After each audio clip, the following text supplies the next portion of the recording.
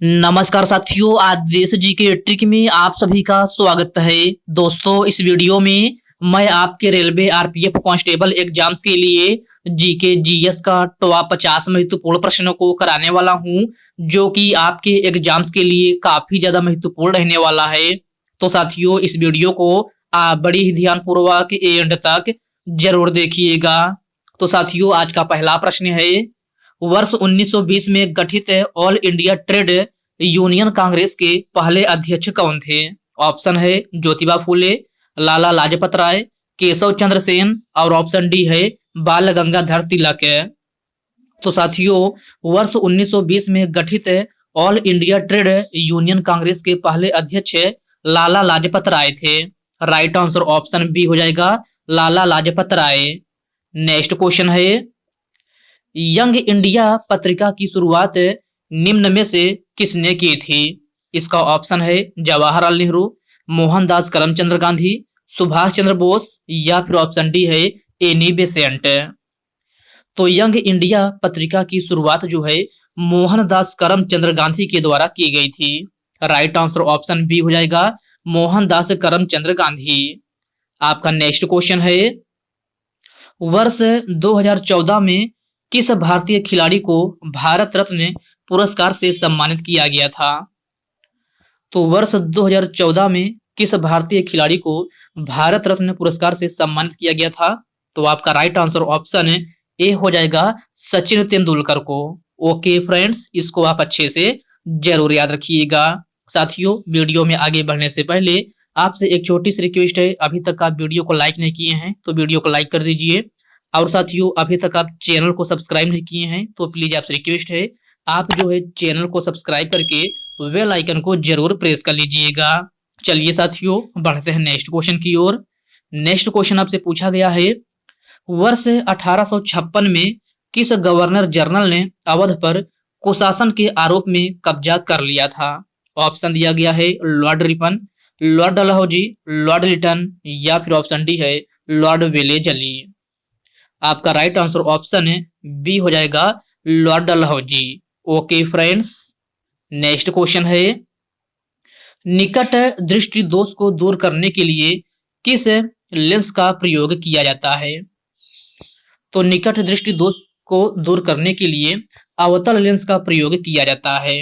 Right answer option है सी हो जाएगा, अवतल लेंस। नेक्स्ट क्वेश्चन है, नृत्य करती हुई महिला की कांस्य की प्रतिमा सिंधु घाटी सभ्यता के किस शहर में पाई गई? तो सभी प्यारे साथी इसका आंसर बताएंगे कि नृत्य करती हुई महिला की कांस्य प्रतिमा सिंधु घाटी सभ्यता के किस शहर में पाई गई? तो आपका राइट आंसर ऑप्शन ए हो जाएगा, मोहनजोदाड़ो में। ओके फ्रेंड्स, क्लियर है। चलिए बढ़ते हैं नेक्स्ट क्वेश्चन की ओर। नेक्स्ट क्वेश्चन आपसे पूछा गया है, निम्न में से किस देश को विघटित राज्यों का अटूट संघ कहा जाता है? ऑप्शन है स्विट्जरलैंड, अमेरिका, यूनाइटेड किंगडम या फिर ऑप्शन डी है भारत। तो विघटित राज्यों का अटूट संघ किस देश को कहा जाता है? तो यह आपका भारत देश को कहा जाता है। राइट आंसर ऑप्शन डी हो जाएगा, भारत को। निम्नलिखित में से कौन तृतीयक क्षेत्र नहीं है? तो आपसे पूछा जा रहा है कि निम्न में से कौन तृतीयक क्षेत्र नहीं है? तो बैंकिंग, पर्यटन, परिवहन, ये सभी आपके तृतीयक क्षेत्र के अंतर्गत आता है, लेकिन आपका टेक्सटाइल ये आपका तृतीयक क्षेत्र के अंतर्गत नहीं आता है। तो आपका राइट आंसर ऑप्शन ए हो जाएगा, टेक्सटाइल। हिंदुस्तान एंटीबायोटिक्स लिमिटेड कारखाना किस शहर में स्थित है? तो आपको बताना है कि हिंदुस्तान एंटीबायोटिक्स लिमिटेड कारखाना किस शहर में स्थित है? गुवाहाटी, चेन्नई, लखनऊ या फिर पुणे। तो प्रश्न नंबर 9 का राइट आंसर ऑप्शन डी हो जाएगा, पुणे में। हिंदुस्तान एंटीबायोटिक्स लिमिटेड कारखाना जो है आपका पुणे शहर में स्थित है। अगला प्रश्न है, स्वतंत्र चुनाव आयोग का प्रावधान संविधान के किस अनुच्छेद में है? तो स्वतंत्र चुनाव आयोग का प्रावधान भारतीय संविधान के अनुच्छेद 324 में है। राइट आंसर ऑप्शन ए हो जाएगा, अनुच्छेद 324 है। ओके फ्रेंड्स, इसको आप अच्छे से जरूर याद रखिएगा। प्रसिद्ध वराह लक्ष्मी नरसिम्हा मंदिर किस राज्य में शेषाचलम पहाड़ी पर स्थित है? तो क्वेश्चन को ध्यान से पढ़िएगा। इसमें आपसे पूछा जा रहा है कि प्रसिद्ध वराह लक्ष्मी नरसिम्हा मंदिर किस राज्य में शेषाचलम पहाड़ी पर स्थित है? ऑप्शन दिया गया है तमिलनाडु, कर्नाटक, आंध्र प्रदेश या फिर मध्य प्रदेश। तो प्रश्न नंबर 11 का राइट आंसर ऑप्शन सी हो जाएगा, आंध्र प्रदेश। नेक्स्ट क्वेश्चन है, Rowland Garros grand slam tennis tournament निम्न में से किससे संबंधित है?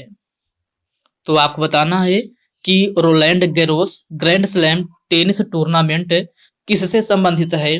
तो यह आपका फ्रेंच ओपन से संबंधित है। किससे? फ्रेंच ओपन से। प्रश्न नंबर 12 का राइट आंसर ऑप्शन डी हो जाएगा।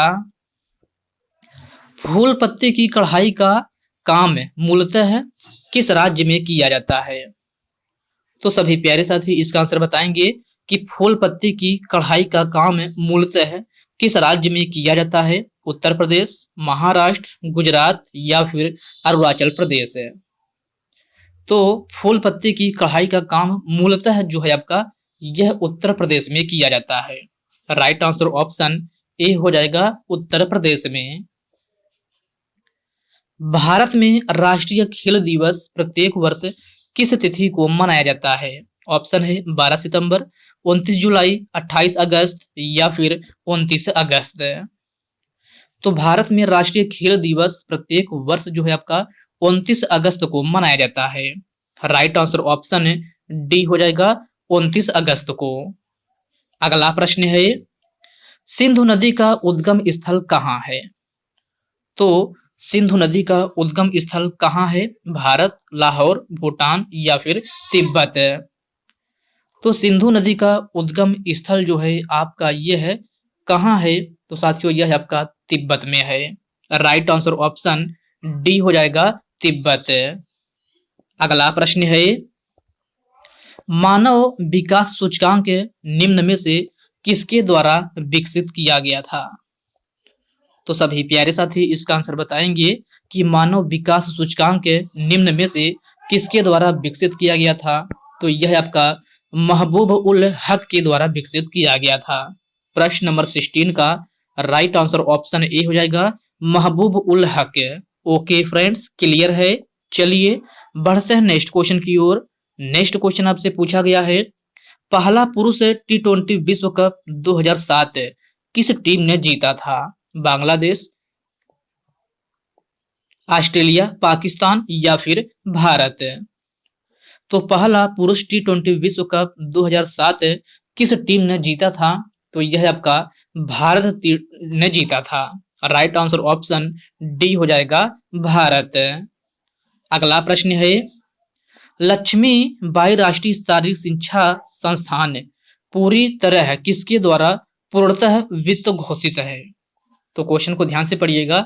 इसमें आपसे पूछा जा रहा है कि लक्ष्मीबाई राष्ट्रीय शारीरिक शिक्षा संस्थान पूरी तरह किसके द्वारा पूर्णतः वित्त घोषित है? तो आपका राइट आंसर ऑप्शन सी हो जाएगा, भारत सरकार है। प्रश्न नंबर 18 का राइट आंसर ऑप्शन सी हो जाएगा। फुटबॉल को लोकप्रिय बनाने के लिए निम्न में से कौन सा कार्यक्रम शुरू किया गया था? तो फुटबॉल को लोकप्रिय बनाने के लिए कौन सा कार्यक्रम शुरू किया गया था? तो यह आपका मिशन 11 मिलियन शुरू किया गया था। राइट आंसर ऑप्शन बी हो जाएगा, मिशन 11 मिलियन। तो प्रश्न नंबर 19 का राइट आंसर ऑप्शन बी हो जाएगा। अगला प्रश्न है, निम्न में से वर्षा के किस प्रकार को वाताग्र वर्षा भी कहा जाता है? तो किस प्रकार के वाताग्र वर्षा भी कहा जाता है? तो आपका राइट आंसर ऑप्शन क्या होगा? डी हो जाएगा, चक्रवाती वर्षा। राइट आंसर ऑप्शन डी हो जाएगा। नेक्स्ट क्वेश्चन है, केरल में सर्वाधिक प्रचलित शास्त्रीय नृत्य है। तो केरल में सर्वाधिक प्रचलित शास्त्रीय नृत्य कौन सा है? कुचिपुड़ी, कथकली, भरतनाट्यम या फिर कथक। आपका राइट आंसर ऑप्शन बी हो जाएगा, कथकली। साथियों कुचिपुड़ी किस राज्य का है? तो यह आपका आंध्र प्रदेश का है। भरतनाट्यम पूछा जाए तो यह आपका तमिलनाडु का है। वही कथक की बात की जाए तो कथक आपका यूपी का है। कहाँ का? यूपी का। प्रश्न में आपसे केरल का पूछा गया है तो केरल का प्रसिद्ध जो है आपका कथकली है। अगला प्रश्न है कथक किस राज्य की प्रमुख नृत्य शैली है? तो मैंने अभी आपको बताया है कथक किस राज्य का है, तो यह आपका उत्तर प्रदेश का है। प्रश्न नंबर 22 का राइट आंसर ऑप्शन सी हो जाएगा। संतोष ट्रॉफी का संबंध निम्नलिखित में से किस खेल से है? ऑप्शन है कबड्डी, क्रिकेट, वॉलीबॉल या फिर फुटबॉल। तो संतोष ट्रॉफी का संबंध जो है आपका फुटबॉल खेल से है। राइट आंसर ऑप्शन डी हो जाएगा, फुटबॉल खेल से। ओके फ्रेंड्स, क्लियर है। चलिए बढ़ते हैं नेक्स्ट क्वेश्चन की ओर। नेक्स्ट क्वेश्चन आपसे पूछा गया है किस युद्ध से भारत में मुगल राज्य की नींव पड़ी थी? तो भारत में मुगल राज्य की नींव किस युद्ध से पड़ी थी? तो यह आपका पानीपत के प्रथम युद्ध में पड़ी थी। राइट आंसर ऑप्शन डी हो जाएगा, पानीपत के प्रथम युद्ध में। साथियों पानीपत का प्रथम युद्ध कब हुआ था? तो पानीपत का प्रथम युद्ध 1526 ईस्वी में हुआ था। कब? 1526 ईस्वी में। तो इस पॉइंट को भी आप अच्छे से जरूर याद रखिएगा। भारतीय संविधान के किस अनुसूची में राज्यों और क्षेत्रों को निर्दिष्ट किया गया है? तो भारतीय संविधान की किस अनुसूची में राज्यों और क्षेत्र को निर्दिष्ट किया गया है? तो यह आपका प्रथम अनुसूची है।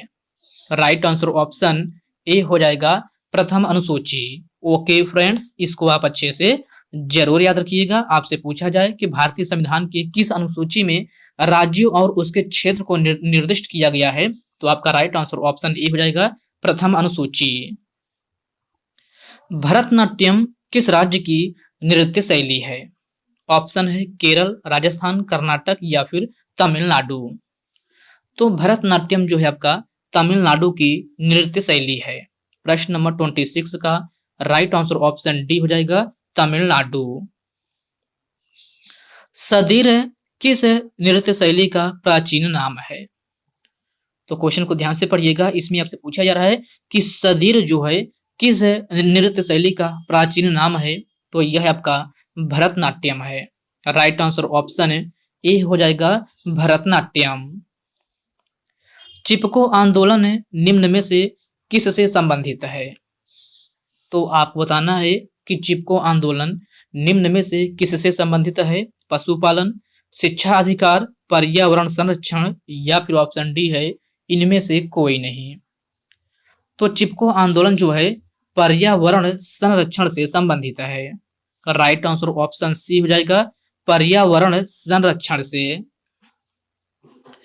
किस संवैधानिक संशोधन अधिनियम द्वारा भारत में मतदान की आयु को 21 वर्ष से घटाकर 18 वर्ष कर दिया गया था? तो आपको बताना है कि किस संवैधानिक संशोधन अधिनियम द्वारा भारत में मतदान की आयु 21 वर्ष से घटाकर 18 वर्ष कर दिया गया था। तो यह आपका 61वां संविधान संशोधन था। राइट आंसर ऑप्शन डी हो जाएगा, 61वां संविधान संशोधन।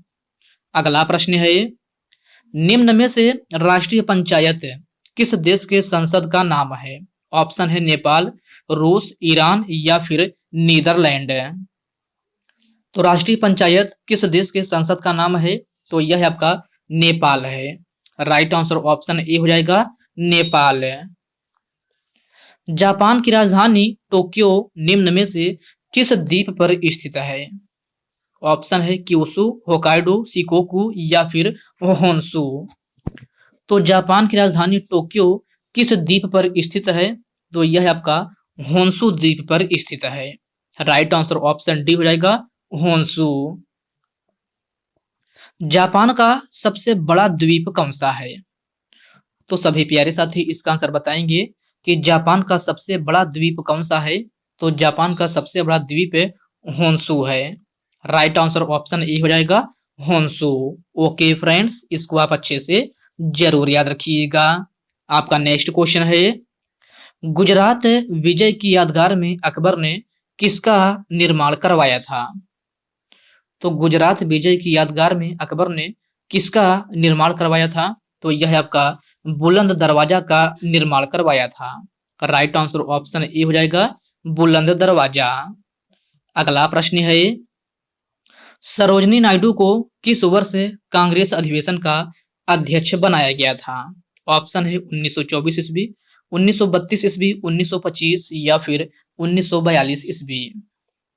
तो सरोजनी नायडू को किस वर्ष कांग्रेस अधिवेशन का अध्यक्ष बनाया गया था? तो आपका राइट आंसर ऑप्शन सी हो जाएगा 1925 ईस्वी। अगला प्रश्न है, अबुल फजल द्वारा लिखी गई पुस्तक अकबरनामा कितने पुस्तकों में विभाजित है? तो सबसे पहले अकबरनामा पुस्तक किसके द्वारा लिखी गई थी? तो यह आपका अबुल फजल के द्वारा लिखी गई थी, जो कि कितने पुस्तकों में विभाजित है? तो यह आपका राइट आंसर ऑप्शन बी हो जाएगा 3 पुस्तकों में विभाजित है। अगला प्रश्न है, जापान का सबसे छोटा द्वीप कौन सा है? तो मेरे प्यारे साथियों, जापान का सबसे छोटा द्वीप कौन सा है? तो यह है आपका शिकोकू है। राइट आंसर ऑप्शन सी हो जाएगा शिकोकू। और सबसे बड़ा की बात की जाए तो सबसे बड़ा है जो है आपका होन्शु है। अगला प्रश्न है, लुजोन द्वीप किस देश से संबंधित है? तो लुजोन द्वीप किस देश से संबंधित है? मलेशिया, फिलीपींस, थाईलैंड या फिर इनमें से कोई नहीं। आपका राइट आंसर ऑप्शन बी हो जाएगा फिलीपींस। लुजोन द्वीप जो है आपका फिलीपींस देश से संबंधित है। बाबर ने प्रसिद्ध तुलुगमा नीति का प्रयोग सर्वप्रथम किस युद्ध में किया था? तो क्वेश्चन को ध्यान से पढ़िएगा। इसमें आपसे पूछा जा रहा है कि बाबर ने प्रसिद्ध तुलुगमा नीति का प्रयोग सर्वप्रथम किस युद्ध में किया था? तो यह है आपका पानीपत के प्रथम युद्ध में किया था। राइट आंसर ऑप्शन डी हो जाएगा पानीपत के प्रथम युद्ध में। अगला प्रश्न है, जनगणना 2011 के अनुसार सबसे ज्यादा महिलाओं की साक्षरता दर किस राज्य की है? केरल, गुजरात, उत्तर प्रदेश या फिर कर्नाटक है? तो जनगणना 2011 के अनुसार सबसे ज्यादा महिलाओं की साक्षरता दर की बात की जाए तो केरल राज्य की है। प्रश्न नंबर 39 का राइट आंसर ऑप्शन ए हो जाएगा केरल। विश्व का सबसे बड़ा नदी द्वीप माजुली का निर्माण करने वाली नदी कौन सी है? ऑप्शन है चंबल नदी, सतलज नदी, ब्रह्मपुत्र नदी और ऑप्शन डी है नर्मदा नदी। तो विश्व का सबसे बड़ा नदी द्वीप माजुली का निर्माण करने वाली नदी जो है आपका ब्रह्मपुत्र नदी है। राइट आंसर ऑप्शन सी हो जाएगा ब्रह्मपुत्र नदी। साथियों, विश्व का सबसे बड़ा नदी द्वीप माजुली किस राज्य में है? तो यह है आपका असम राज्य में है। किस राज्य में? असम राज्य में। तो इसको भी आप अच्छे से जरूर याद रखिएगा। आपका नेक्स्ट क्वेश्चन है, निम्न में से कौन एक विनाशक नदी कहलाती है? तो निम्न नदियों में से कौन एक विनाशक नदी कहलाती है? तो यह है आपका कोसी नदी है। राइट आंसर ऑप्शन डी हो जाएगा कोसी नदी। साथियों, कोसी नदी को बिहार का शोक या बिहार का दुख भी कहा जाता है। आपसे क्वेश्चन पूछा जाता है कि बिहार का दुख या बिहार का शोक किस नदी को कहा जाता है? तो यह आपका कोसी नदी को कहा जाता है। अगला प्रश्न है, भारतीय राष्ट्रीय कांग्रेस द्वारा पूर्ण स्वराज की मांग किस अधिवेशन में की गई थी? तो आपको बताना है कि भारतीय राष्ट्रीय कांग्रेस द्वारा पूर्ण स्वराज की मांग किस अधिवेशन में की गई थी? तो यह आपका लाहौर अधिवेशन में की गई थी। राइट आंसर ऑप्शन सी हो जाएगा लाहौर अधिवेशन में। जलियांवाला बाग हत्याकांड के लिए जिम्मेदार ब्रिटिश अधिकारी माइकल ओडायर की हत्या किसने की थी? तो सभी प्यारे साथी इसका आंसर बताएंगे कि जलियांवाला बाग हत्याकांड के लिए जिम्मेदार ब्रिटिश अधिकारी माइकल ओडायर की हत्या किसने की थी? तो यह आपका उधम सिंह ने की थी। किसने? उधम सिंह ने। प्रश्न नंबर 43 का राइट आंसर ऑप्शन ए हो जाएगा। गंगा एवं ब्रह्मपुत्र नदी की संयुक्त धारा किस नाम से जानी जाती है? ऑप्शन है मेघना, सांगपो, पद्मा या फिर जमुना। तो गंगा एवं ब्रह्मपुत्र नदी की संयुक्त धारा जो है मेघना के नाम से जानी जाती है। राइट आंसर ऑप्शन ए हो जाएगा मेघना। ओके फ्रेंड्स, क्लियर है। चलिए बढ़ते हैं नेक्स्ट क्वेश्चन की ओर। नेक्स्ट क्वेश्चन आपसे पूछा गया है, तवा किसकी सहायक नदी है? तो तवा किसकी सहायक नदी है? महानदी, नर्मदा, तापी या फिर गोदावरी?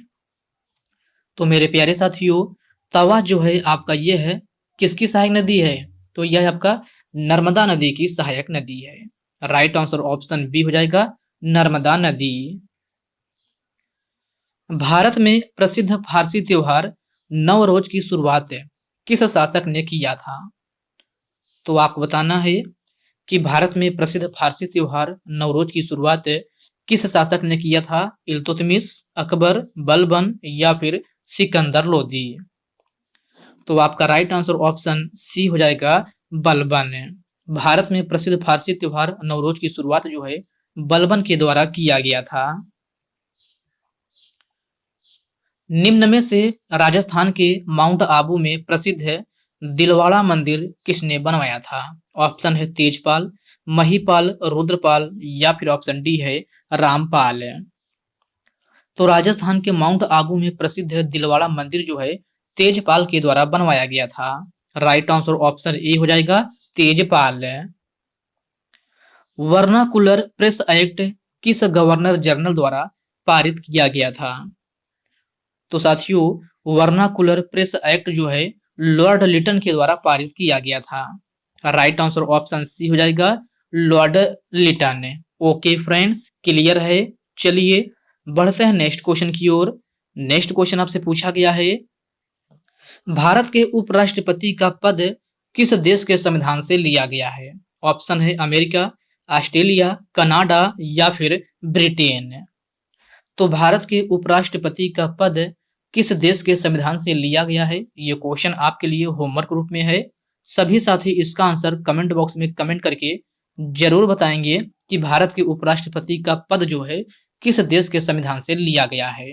तो साथियों, आज की इस वीडियो में बस इतने ही प्रश्न। तो साथियों, यह वीडियो आप कैसे लगी आप कमेंट बॉक्स में कमेंट करके ये भी अपना फीडबैक जरूर दीजिएगा। और साथियों, यह वीडियो आपके लिए थोड़ा हेल्पफुल लगा हो तो इस वीडियो को लाइक कर दीजिए, अपने साथियों के साथ शेयर कीजिए। फ्रेंड्स, अभी तक आप चैनल को सब्सक्राइब नहीं किए हैं तो आप जो है चैनल को सब्सक्राइब करके बेल आइकन को जरूर प्रेस कर लीजिएगा।